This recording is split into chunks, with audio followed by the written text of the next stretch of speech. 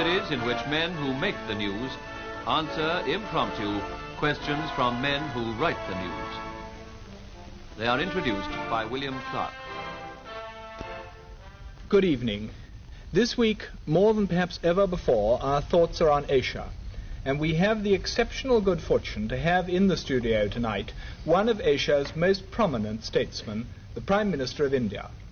Mr. Nehru, I am extremely grateful to you for coming here, and I speak on behalf of us here and on behalf of the wider public who are watching us. I'm particularly grateful as I believe this is your very first appearance on television.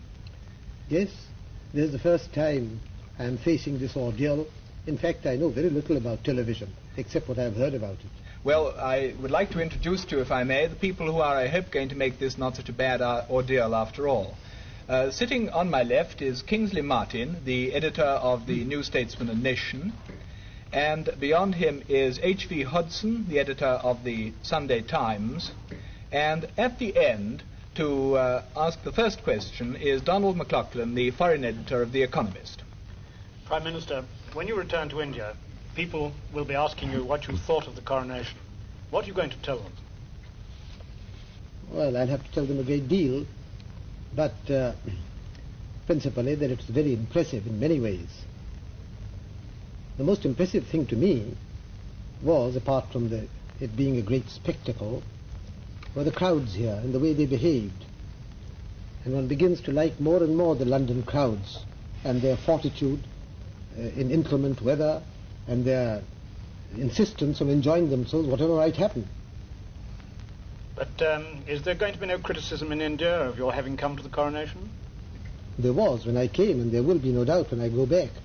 But I don't think it will amount to much.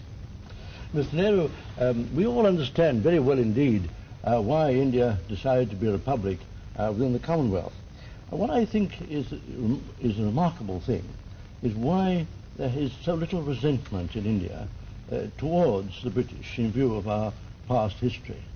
It seems to us India is a most wonderfully magnanimous country. Can you explain this remarkable phenomenon of forgiveness? Well, partly we don't, I suppose, hate for long or intensively.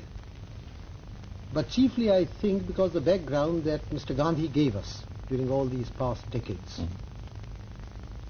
After all, you were in prison yourself 16 years, and you don't seem to have any resentment about it at all. We might almost be popular people in India.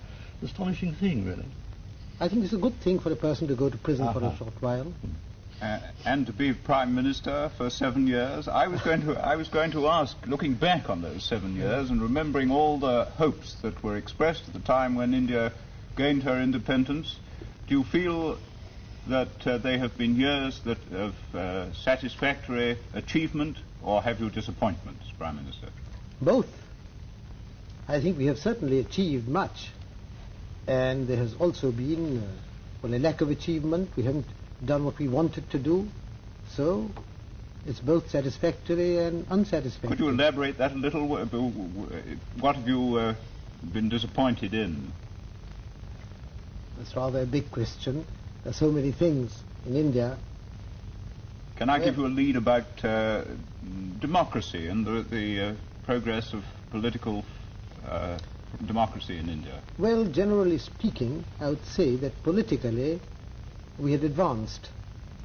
The unity of the country, we've put an end to all the old princely states. We've had these general elections which were remarkable on a tremendous scale, and we've built up a good democratic structure. What troubles us chiefly is the economic side. I believe we have made progress. I should like the progress to be much faster. Would you agree, Prime Minister, that Anglo-American, British Commonwealth American, if you like, agreement and concord have a very special value for the defense of our common ideals of democracy? Yes, certainly. And that to aim for that has a value of its own, and that it may require sometimes some compromises from our side with policies that we don't see 100% eye to eye with on the other side of the Atlantic. But Mr. Hodgson, politicians are always compromising. They have to. But there is a tendency, if I may say so, for leading statesmen in Europe and America to look at the world from Europe and America. Well, if we look at the same world with the same principles from, let us say, Delhi or some place or Karachi, well, the world looks slightly different. Geography counts. Take the question of China. China is a distant country to most people in Europe and America. China is a country having a 2,000-mile frontier with India. Well, it's a different picture to us immediately. Well, I certainly agree that your contribution from Asia is an invaluable one. I just wanted to suggest that is, I say, that is the value, one of the significant features of the Commonwealth conferences, that these different viewpoints come up, maybe if you like slightly clash, but in a friendly way, I mean, and lead to a better understanding. That, I'm afraid, is all that we have time for now tonight, Mr. Nehru. I would like to thank you on behalf of ourselves and of the public, both for the questions you've answered as Prime Minister and also a few asides from Mr. Pandit Nehru. And I would like to thank you very much indeed and to welcome you to England at any time you come and any time you wish to address us again on television. Thank you. Thank you.